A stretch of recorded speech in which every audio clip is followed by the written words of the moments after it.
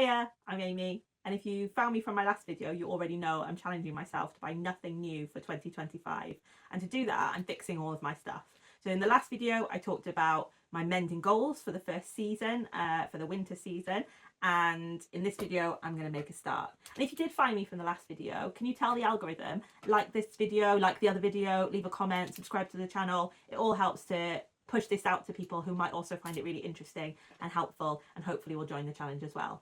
So first things first, we are going to start with maybe the toughest. I don't know, stretch fabrics, they generally get a bit of a bad rap for being difficult to work with, so why not jump in at the deep end? As far as I can see, it's literally just one mend that needs doing. Most of it's in really good condition, but just here on the thigh, not quite crotch, it's lower on the thigh, there's a wear hole. I thought it was just a hole, but I can see if I hold my hand against it that the fabric's actually thinning, so I want to kind of protect a bigger area, maybe not quite that big, but I want to protect a bigger area so that the fray doesn't spread. So I'm just checking in this book for the section about different fabrics and what's best to mend them with. And cotton jersey, I think this is pretty close to cotton jersey, if not entirely. Should probably check. Can you tell this video's unrehearsed? I never normally check the labels because I just wash everything on cold and gentle anyway. But it is, wow, 96% organic cotton and 4% elastane. That is a lot higher cotton content than I thought. Good, well done, whoever you are. We're not promoting brands on this channel. Cotton jersey. Suitable needles, hand sewing needles, got that. Patch with cotton or cotton blend jersey. Basically, she recommends in this book patching like for like. It makes sense, right? Similar weight, similar stretch. So step one is to find the area, mark it in some way. I know there's only one hole here. If there were multiple, Erin suggests putting safety pins on them all, but I think it's pretty safe to say it's just this one. And what she suggests is putting it in an embroidery ring to keep it stable and stop the fabric warping too much. I think what I'm going to do is get it in the ring, then close the hole with what's called a wishbone stitch. I learned from reading that. Pull it together a little bit, then figure out how to attach a patch onto the back, and then see what to do about whether I want to decorate it or just darn it over the top or just do something to reinforce that. I think that's it. We're going to do this step by step. You're in it with me. I already had this, by the way. Once upon a time I was going to get into embroidery. Still have yet to get into embroidery, but maybe this is it. Maybe this is the form it will take. In any case, don't throw things away. They always come in handy in the future. Let's get this ring on. I have to loosen it up. So I don't know how much I want to talk about this, but it feels weird not acknowledging that we are living in a pretty dystopian world right now. It is the 21st of January 2025, and there's just been a pretty high profile presidential election, and the world just feels absolutely bonkers, and it's really stressful. I'm not immune to it.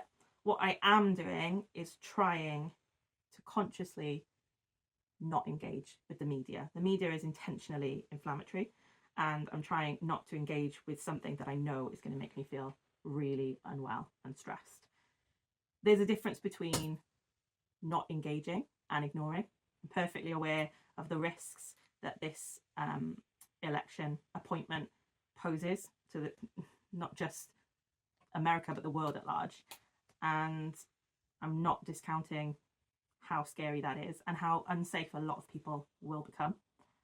What I am doing is choosing to focus on the things that I have control over, and the things that I have control over are this tiny little space on the internet, but also I'm really digging into the community that I have with Parents for Future. And Parents for Future is this amazing organisation. If you don't know about it, it brings together, as it suggests, parents who are engaged or who are concerned about climate justice and social justice, because the two are absolutely linked.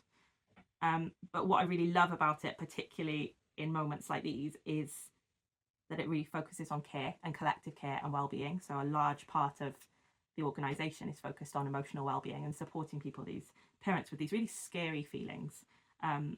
Overwhelming. It's overwhelming when you think of the future and what may or may not be like when your children grow up.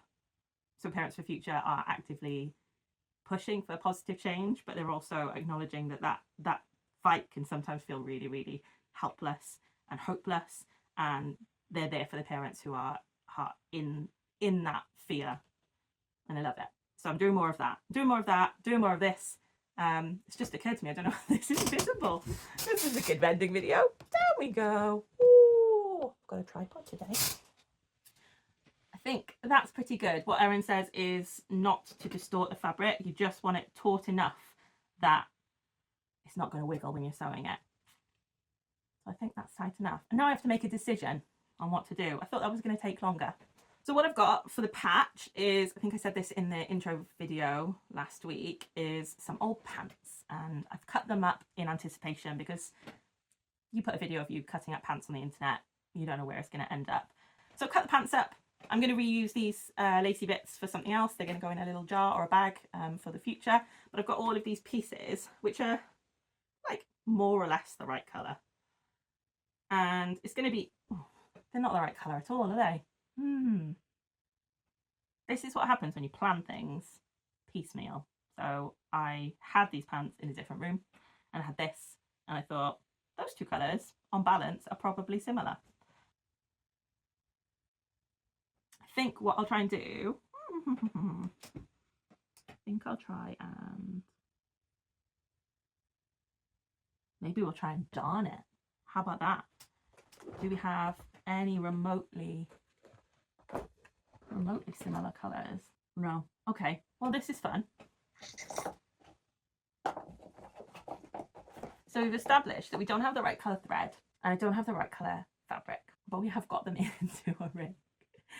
What does the book say about darn with embroidery thread? I thought I'd got this out just in case. So this is going to look squeaky chair. This is going to look like an excessive amount of green embroidery thread. It is. I bought it from a charity sale, and I bought it specifically because I was going to do an embroidery mural for my wedding. Then the wedding got cancelled because of COVID, and then I had a baby, and then we scaled back expectations. So I've got all of these different green threads, and I can see there's a few that might work. I feel like these greeny blue ones might be a good match. I mean, they're better than that, aren't they? They're better than that. So it looks like we're darning. Didn't expect this, but here we go. This is going to be some detailed work. Right, here we go. First darning experience. We will see. The book said you need, I think the rule of thumb is never have the thread longer than your arm. But I have quite short arms, so I'm going to go for this much. Because you can always go back and get more, but it does tend to get tangled. And because this is really, really fine, would I be completely mad? Would I be completely mad to do that one with one thread? Because the idea is you want to match the weight of the original fabric. But this is so fine because it's knit. I think I'm going to go with one. I might regret this somewhere down the line. I'm looking at this, this is definitely going to need patching because this bit's wearing thin. But let's deal with this bit first. So the book says that you should follow the line of stitching, leave a little tail, we'll pop the tail in there, and you've got to try and follow the individual stitches. So I'm going to get my hand inside the leg, get it all up in there, because otherwise I'm just going to sew the leg together. We've all done that, we've all been there. We'll go like from here, I think. Leave that there, and then, oh my goodness, this is going to be such fine work. And this is ironically the reason that I didn't start with knitwear. I didn't start with my big chunky jumpers because I didn't want to darn them. Now I'm darning the tiniest. Can you see how fine those stitches are? I don't know whether that's going to even focus.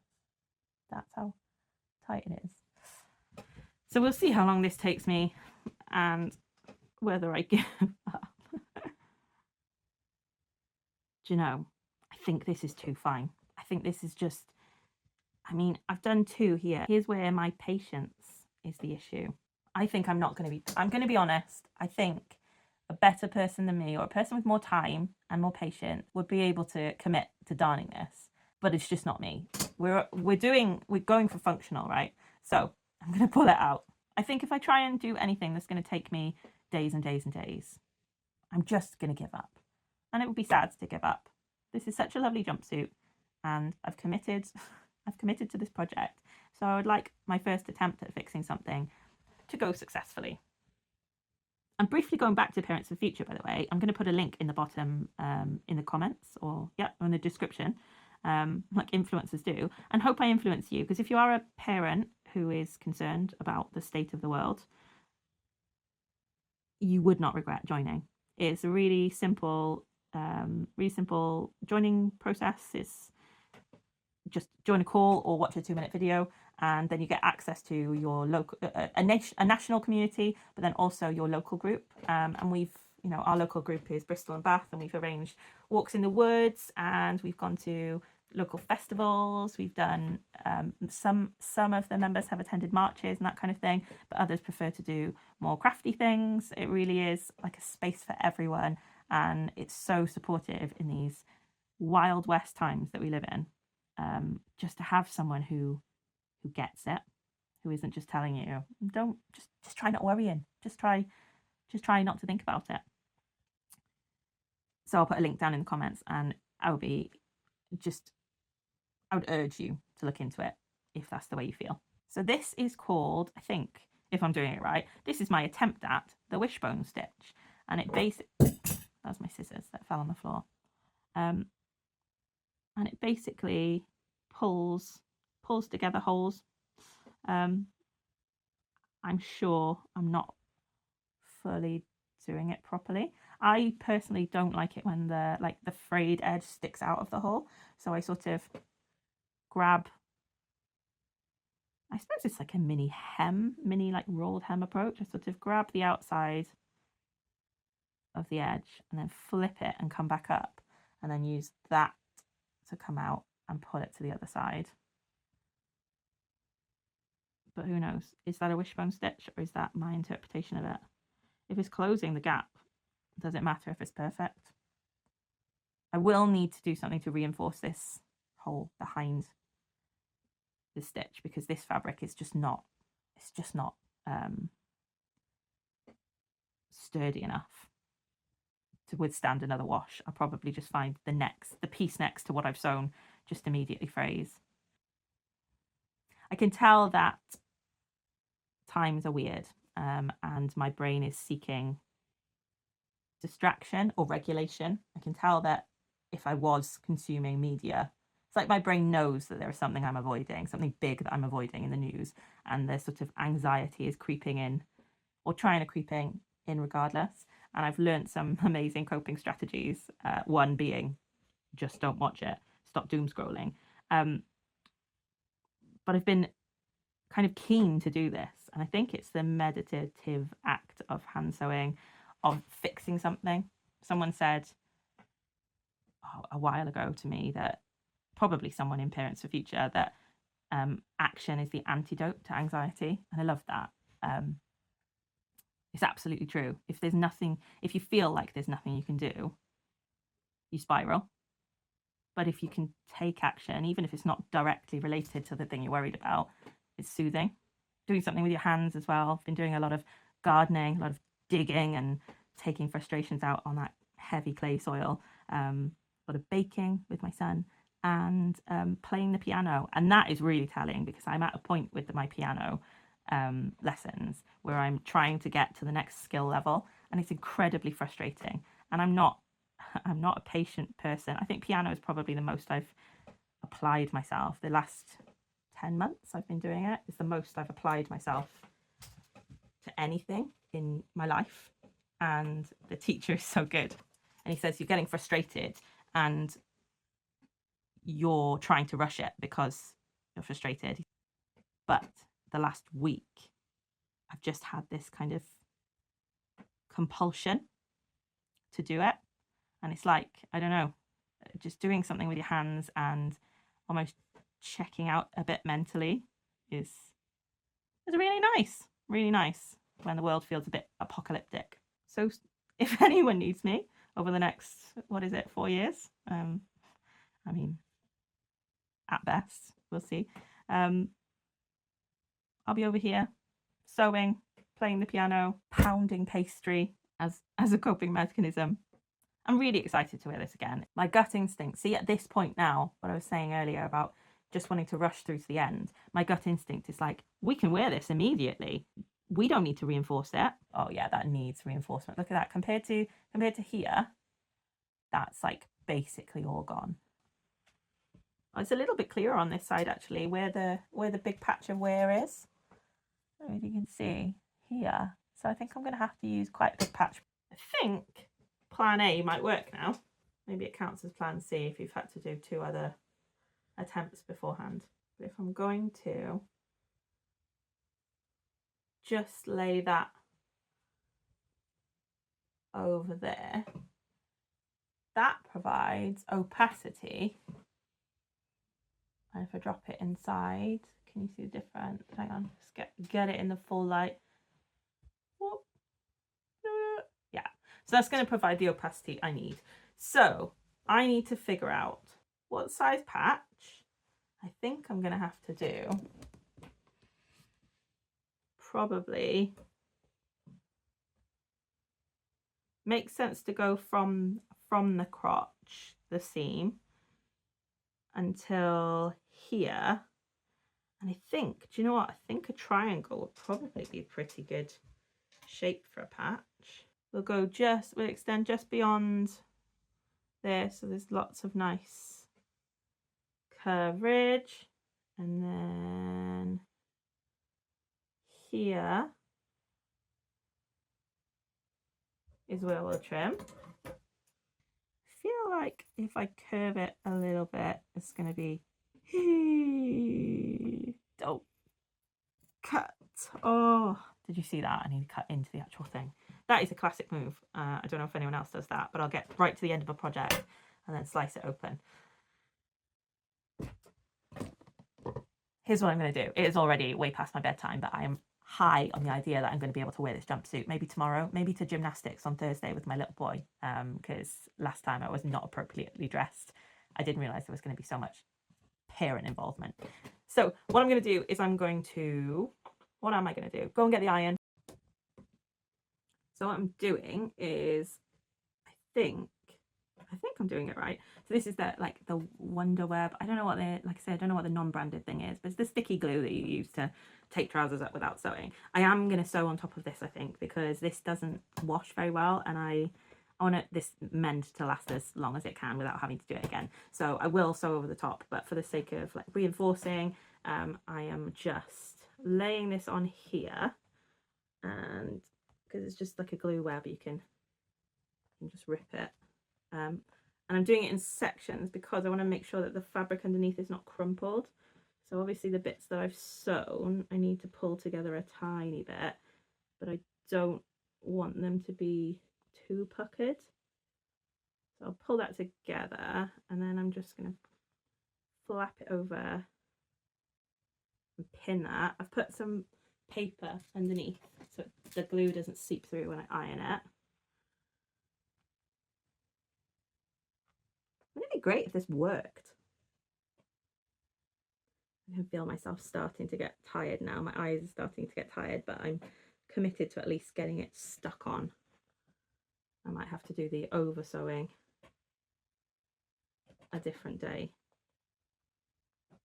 Feels good to make progress though. I think very often I can just find myself going over lists of things to do in my head and thinking that is the same as doing them, and actually just getting on with it. Very often the fatigue for me comes in just constantly thinking about things without actually doing anything about it. So very easy to say, oh, I'm too tired to do that, but actually kind of the sense of a job well done and the removal of that thing to think about is a kind of rest in itself.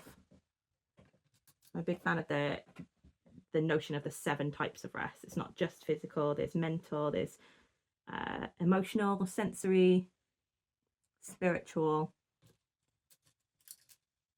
social, and a 7th type. And different activities count as different types of these rests. And if you're constantly tired all the time, particularly when the world feels like it's imploding, it's not always necessarily physical fatigue. Sometimes it's, you know, it's worry, it's mental load of juggling everything. So it's worth thinking about. Helps me to sort of motivate myself when I think I'm too tired to do something, but sometimes the doing of it rejuvenates me more than just sitting on my phone worrying. I think we're ready.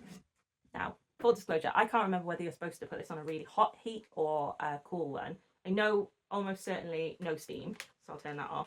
So 96% cotton. As I'm talking, 96% cotton should be able to withstand a higher heat, but it's got some elastic in it. So I'll start on a cooler one and we'll see if that does the job. Does anyone else use baby muslins for like literally everything, even when their babies are no longer babies? Never throw them away.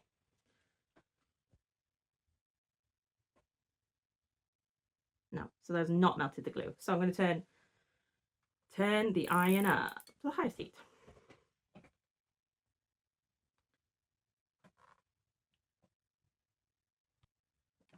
Okay, how about that? Yes, that glue is disappearing. So it needs to be on a hot heat. Obviously, if I still had the packet, I could read it, but I don't. This glue is years old, so.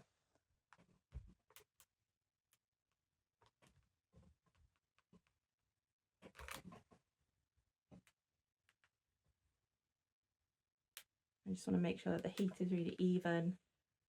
If you had told 20-year-old me that 35-year-old me would be sitting in a house making ironing content for the internet, she would not have believed you. She wasn't a particularly wild child, but this was not in the future. Quite satisfying though, isn't it? Probably shouldn't have it so close to my face, but that's the limitations of content creation in a non-specific space. The plug is here.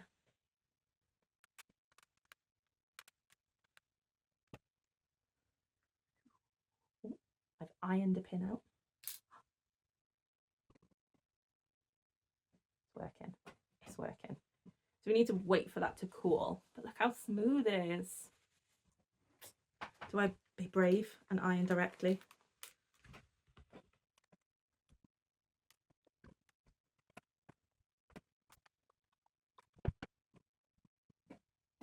The pins are sticky, so that's a good sign that the glue has stuck. Yes, it has. So I need to, I'm going to take these pins out so they don't get stuck forever. I mean, I'm pretty sure I could wrestle them out even when it's cold, but the glue will set again when it's cold, and then I'll be able to check.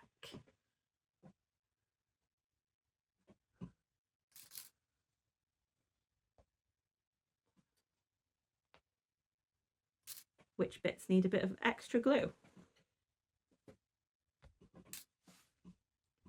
All right, so that needs a little bit of extra, but now I'm confident that the rest is glued. What I can do is get glued and flat. What I can do is get an extra piece that goes right to the edge. Right to the edge. Okay. Too far to the edge. Keep the glue away from the hot iron.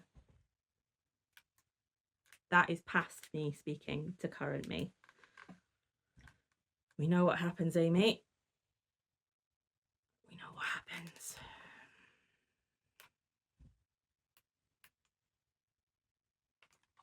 Oh my god, I just panicked so much. I thought I'd ruined it, but I thought the glue had done something funny. I forgot to put the paper inside. It's very late now.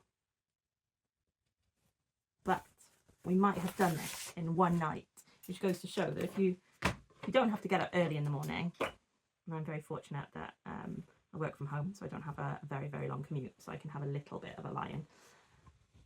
If you got the time, if you got the will, you can do things in one go. All right, so here is the fix. You can see there's a little bit of bunching. I didn't quite iron it neatly, but this is going to be in my crotch. Nobody is going to see that. It's a really baggy fit anyway. I'm not stressed about that. And it probably will loosen up in the wash anyway, but it's completely opaque. I think it's wearable again. How exciting. Not bad for a first one. I think at some point I'm going to do some kind of reinforcing stitch on this sticky piece. I think I will do it in this embroidery floss because I don't want it to be overly obvious. And maybe I'll do a couple of decorative ones on the other leg as well, so it looks less strange. Just to hold the material in place, because as I wash it, that glue backing is going to wash off. So I just want to make sure that the patch holds when that happens. And in the meantime, I think it's good enough for gymnastics with a toddler.